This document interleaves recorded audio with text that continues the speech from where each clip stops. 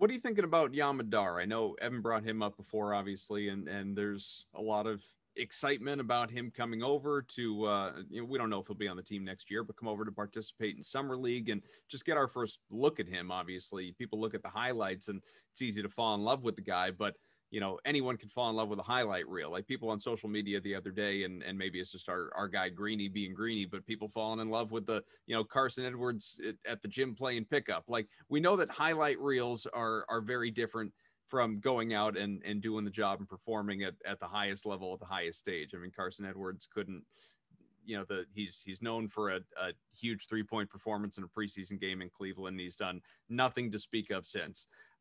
What do we expect out of Madar when he comes over, and what his game does to translate to the NBA? Yeah, I think the translation is the really interesting thing, because the tools are all there for him to be a pretty good player. Like he's a good defender.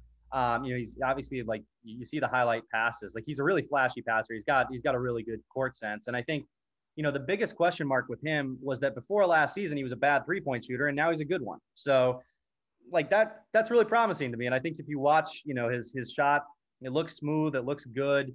It looks like he's got real range on it, not just the 3-point line, but probably a couple feet beyond it. I think the amount of stuff that he can do lends itself better to the NBA than maybe somebody, like Carson, who, like always kind of struggled around the rim in college. He was never like a great finisher. He was kind of a spark plug scorer. Like that was kind of his one thing. Whereas I think Yam has a couple of other things to his game where the shooting and all that came around a little bit later. And he shot, 40% on a good amount of threes last year. So I think you can feel pretty good about that translating, even despite some of his struggles when he was younger. But the fact that he is kind of like a ball hawking defender, the fact that he is a really flashy passer and that he gets other guys involved. I think there's a lot of tools there that could be really good. I'm really curious to see it at Summer League. I think there's a chance that he has one of those Summer Leagues that people get like way too excited about.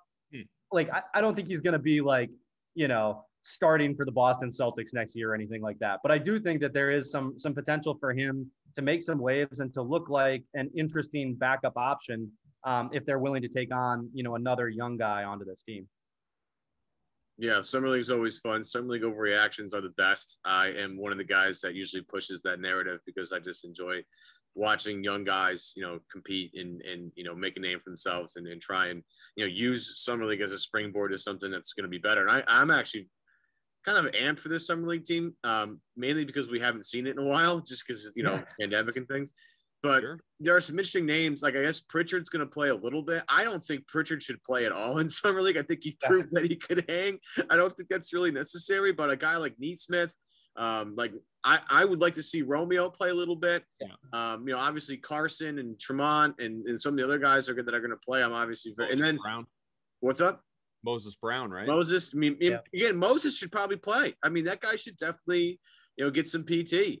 And then whoever they pick with their second round pick, if they go that route, I mean, we'll see if anybody else ends up on this roster. And we look at, who could be available in the mid 40s and trying to sell yourself on, somebody's highlights. I mean, I'm not sure if I'm saying his name right, but Joe Wieskamp from Iowa is currently my favorite guy at that spot, just because I think they could use a guy that could shoot 40% from three off their bench. But, I'm not, Luka Garza is another guy that could be potentially there, his teammate. So, you got any favorite guys in those mid 40s, Tom, or if that's too early for you right now to start talking about that stuff? Oh no, yeah, I got favorites. The number one guy is Herb Jones for sure. Okay.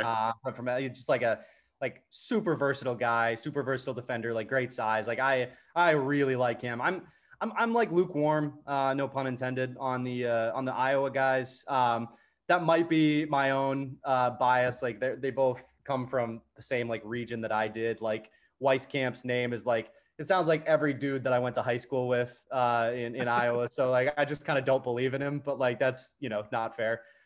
So yeah, I mean, I'm not as high on them, but I think, somebody like Herb Jones would be really, really intriguing. I think there's some real upside with him especially in the modern NBA. So he'd be who I'm looking for. But to your point about the Summer League team, I agree completely with everything you said. Like, I don't necessarily see the value of Pritchard even showing up. Like, we kind of know what Payton Pritchard is.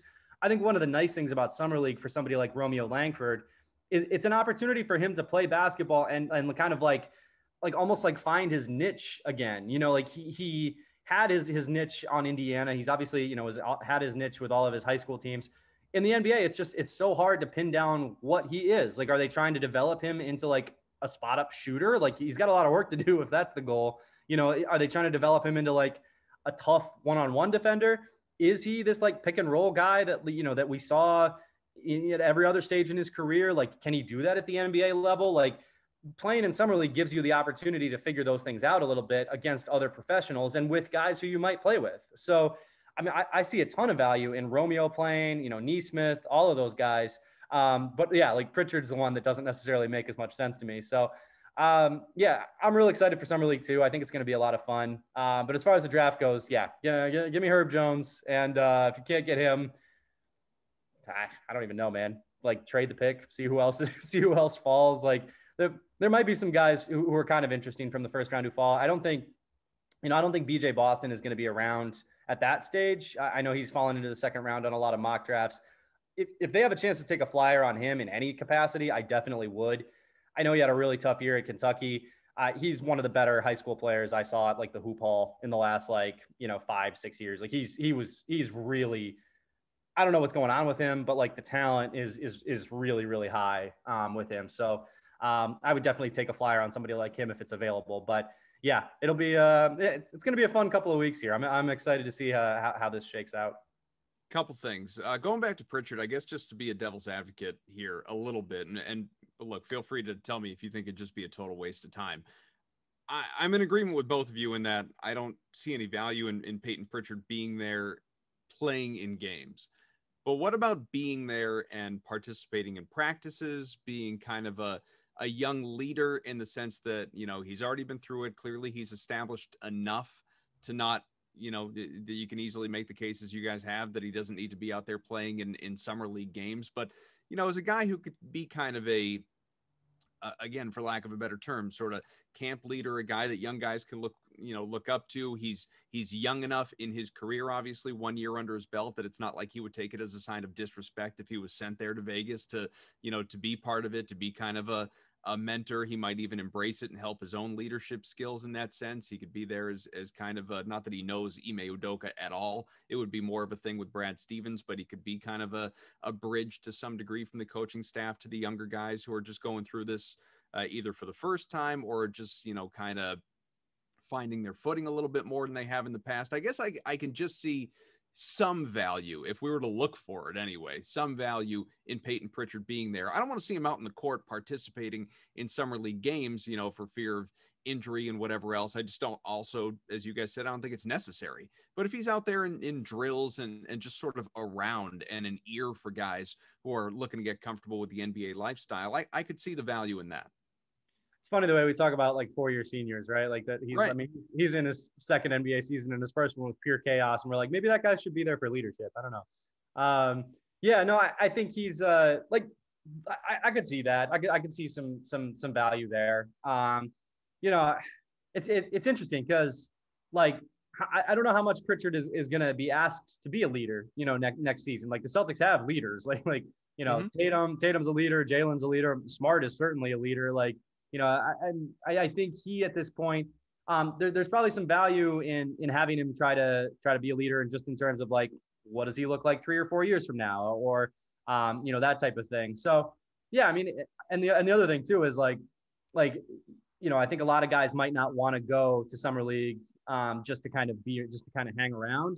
Right. I don't know that Pritchard has much of a life like outside of basketball. So like that's like probably fine if I'm sure he would.